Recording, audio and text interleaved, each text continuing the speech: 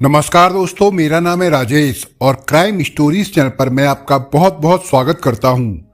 दोस्तों, आज की जो ये क्राइम की घटना है वो है फरीदाबाद, हरियाणा से।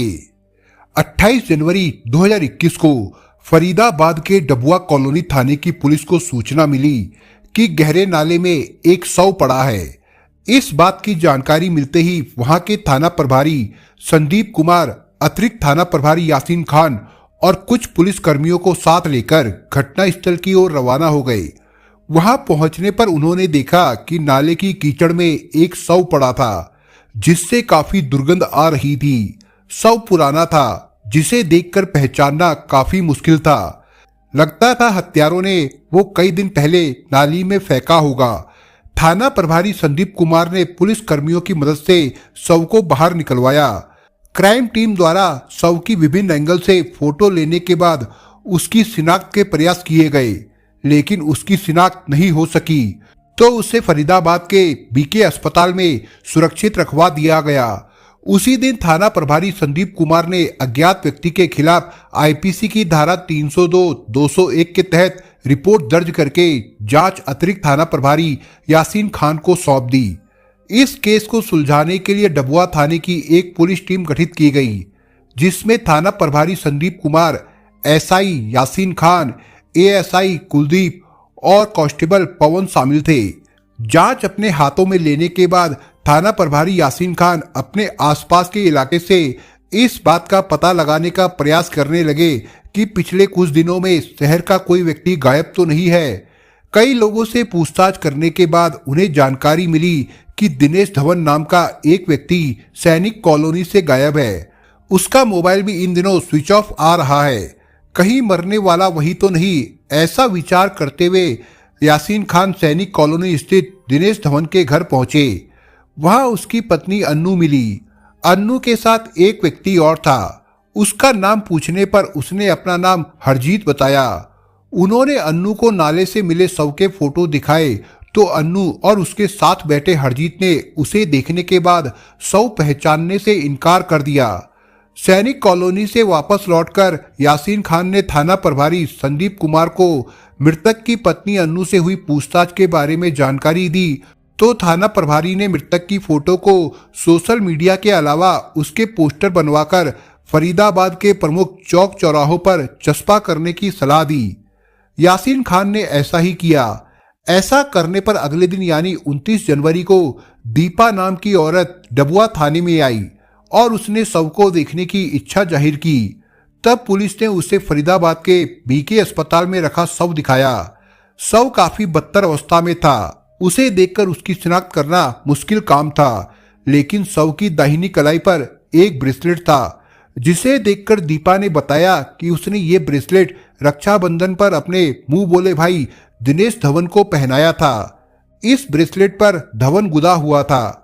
दिनेश धवन के कुछ और दोस्तों को बुलाकर जब ये शव दिखाया गया तो उन लोगों ने भी ब्रेसलेट देखने के बाद उसकी शिनाख्त दिनेश धवन के रूप में की। ये सब जानने के बाद थाना प्रभारी यासीन खान को दिनेश धवन की पत्नी अन्नू पर शक हो गया, क्योंकि वो शव की फोटो देखने के बाद उसे पहचानने से साफ इनकार कर चुकी थी। जबकि दूसरी तरफ दिनेश धवन की मुंह बोली बहन दीपा और दोस्त अस्पताल में रखे शव को दिनेश धवन का होने का दावा कर रहे थे। यासीन खान ने एएसआई कुलदीप को दिनेश धवन के घर भेजकर उनकी पत्नी अन्नू को पूछताछ के लिए थाने बुलवा लिया। 1 फरवरी 2021 को अन्नू थाने में पहुंची। पूछताछ के दौरान उसके पति के बारे में पूछा गया तो उसने बताया कि करीब 20 दिन पहले वो नौकरी करने झारखंड चला गया है, जिससे उसकी व्हाट्सएप पर रोज चैटिंग होती है। लेकिन जब अन्नू से दिनेश धवन का मोबाइल नंबर लेकर उसकी लोकेशन निकाली गई तो मोबाइल की लोकेशन फरीदाबाद में ही मिली। ये देखकर यासीन खान ने अन्नू से दोबारा सख्तीपूर्वक पूछताछ की तो वो टूट गई और उसने अपने प्रेमी नितिन और उसके साथियों के साथ मिलकर अपने पति दिनेश धवन की हत्या की बात स्वीकार कर ली। पूछताछ के दौरान अन्नू ने अपने बयान में जो कुछ बताया और पुलिस की जांच के दौरान दिनेश की हत्या के पीछे की जो कहानी सामने आई वो कुछ इस प्रकार से है। 35 साल का दिनेश धवन पेशे से प्रॉपर्टी डीलर था। वो पत्नी अन्नू के साथ फरीदाबाद की सैनिक कॉलोनी में रहता था। घर से कुछ ही दूरी पर उसका ऑफिस था, जहां बैठकर वो मकान की खरीद फरोख्त का और लोगों की दुकान आदि किराए पर दिलवाने का काम करता था। इस काम में उसे अच्छा खासा कमीशन मिल जाता था, जिससे वो बड़े आराम की जिंदगी गुजार रहा था। दिनेश ने लगभग 10 साल पहले अन्नू से प्रेम विवाह किया था। अन्नू का मायका भी सैनिक कॉलोनी में ही था, जहां उसके पिता, भाई और अन्य रिश्तेदार रहते थे। दिनेश धवन और अन्नू दोनों एक दूसरे को जी जान से प्यार करते थे। वो अन्नू के सभी नाज नखरे उठाता तो अन्नू भी दिनेश के मूड का ख्याल रखती थी। वो कभी ऐसा काम नहीं करती जो दिनेश को नागवार गुजरे। धीरे धीरे समय गुजरता गया। जिंदगी के खुशनुमा लम्हों के गुजरने में पता कहाँ चलता है। देखते ही देखते कई साल गुजर गए, लेकिन अन्नू की गोद हरी नहीं हुई। संतान नहीं होने की वजह से उनके जीवन में नीरसता घुलने लगी तो अन्नू को चिंता हुई। उसने दिनेश के सामने अपनी चिंता जाहिर की तो उसने शहर के कई अच्छे डॉक्टरों से अपना इलाज करवाया, मगर कोई नतीजा नहीं निकला। आखिर में रिश्तेदारों के कहने पर दिनेश और अन्नू ने बाल आश्रम से एक बच्ची गोद ले ली और उसकी परवरिश करने लगे। दिनेश धवन के ऑफिस में मिलने के लिए तरह तरह के लोग आते थे। कभी कभार पीने पिलाने का दौर भी चलता था। वो खुद भी पीने का शौकीन था। पहले तो इतना ही पीता था जितना पीने के बाद वो अपना होश कायम रख सके, लेकिन बाद में उसके पीने की लिमिट ज्यादा बढ़ गई तो अन्नू के साथ उसके संबंधों में कड़वाहट आने लगी। अन्नू दिनेश को पीने से मना करती तो दिनेश एक कान से उसकी बात सुनता और दूसरे से बाहर निकाल देता। वो रोज अन्नू के सामने नहीं पीने की कसम खाकर घर से ऑफिस निकलता था, लेकिन जब वो वापस लौटता तो उसके कदम लड़खड़ा रहे होते थे। पति के पीने की आदत से परेशान अन्नू अपना दुखड़ा लोगों को सुनाती रहती थी। उसकी इस परेशानी का फायदा पड़ोस में रहने वाले हरजीत ने उठाया। उसकी नजर अन्नू के खूबसूरत बदन पर टिकी थी। अन्नू की दुखती रग पर हाथ रखकर वो धीरे धीरे अन्नू के दिल के करीब आ गया। अन्नू को भी लगा एक हरजीती उसका दुख समझता है। वो कोई भी काम उसे कहती तो वो सबसे पहले अन्नू का कहा काम पूरा करता, फिर बाद में अपना काम करता था। दिनेश की शराब की लत की वजह से हर रात अन्नू का उससे झगड़ा हो जाता था। सुबह उसके ऑफिस चले जाने के बाद अन्नू अपना दुखड़ा हरजीत को सुनाती थी। हरजीत पहले से अन्नू को पाने की फिराक में था। वो अन्नू की हाँ में हाँ मिलाकर उसके जख्मों पर मरहम लगाकर उसके कोमल दिल में अपनी जगह बनाने की कोशिश करता था।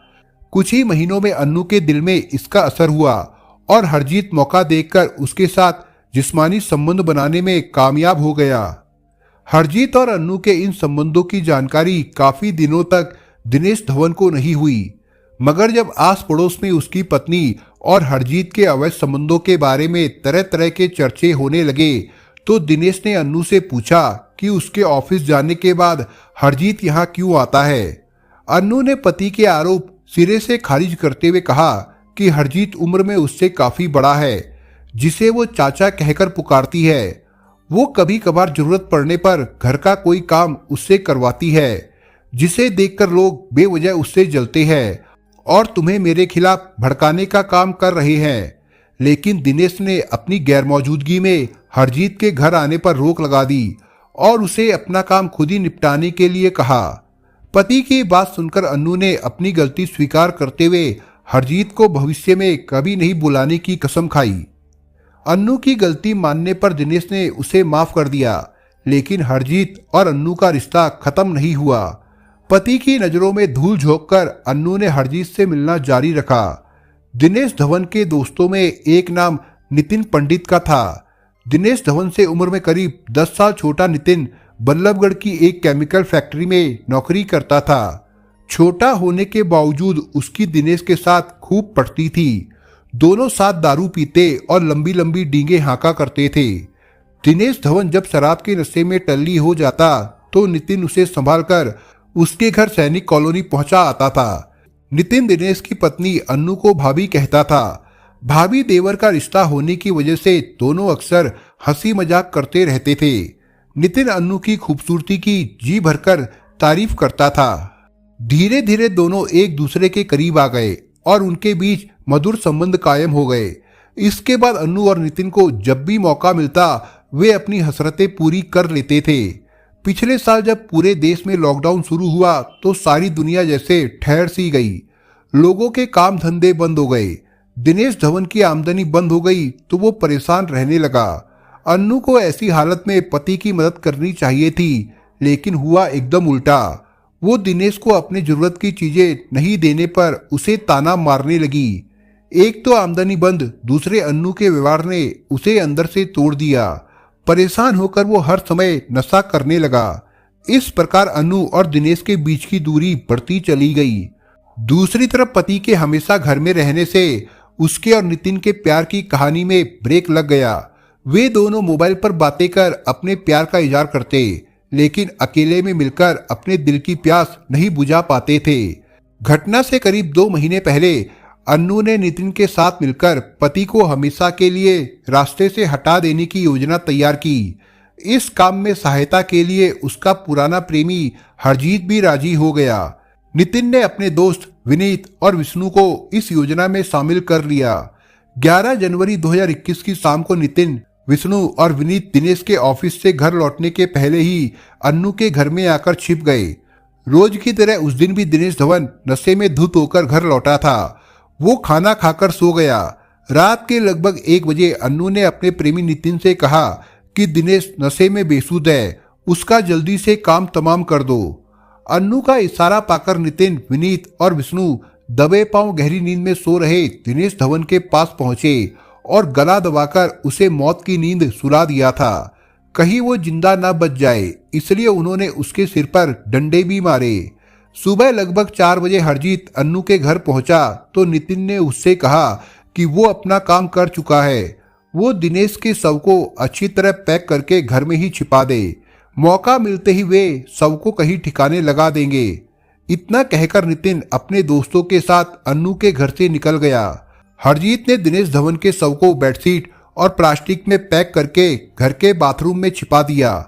4-5 दिनों के बाद जब शव से बदबू आने लगी तब अन्नू ने घबराकर नितिन तथा हरजीत से उसे जल्दी ठिकाने लगाने के लिए कहा। तब 18 जनवरी 2021 को नितिन, हरजीत, विष्णु और दीपक अन्नू के घर पहुंचे और शव बेड के अंदर छिपा दिया। फिर बेड सहित शव को एक रेहड़ी के ऊपर डालकर गहरे नाले के पास ले गए और ठिकाने लगा दिया। जब रास्ते में लोगों ने बेड के बारे में पूछा तो हरजीत ने बताया कि वो बेड को रिपेयर कराने के लिए ले जा रहा है। सब उन्होंने नाले में डाल दी। सब ठिकाने लगाने के बाद हरजीत बेड को वापस अन्नू के घर ले आया, जिसे अन्नू ने घर की छत पर रखवा दिया। नितिन ने विष्णु को दिनेश धवन की हत्या के बदले 41,000 रुपए देने का वादा किया था, जो अन्नू ने अपने अकाउंट से विष्णु को ट्रांसफर कर दिए। दिनेश धवन की हत्या करने के बाद अन्नू और नितिन अपनी आने वाली नई जिंदगी गुजारने के हसीन सपने देख रहे थे, लेकिन पुलिस ने उन्हें गिरफ्तार कर उनके सपनों को चकनाचूर कर दिया।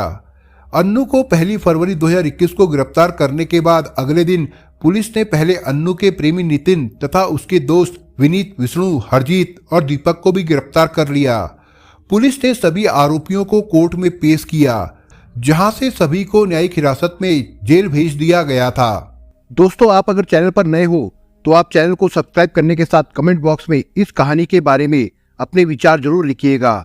मिलता हूं एक नई कहानी के साथ, तब तक के लिए अपना ख्याल रखिएगा। धन्यवाद।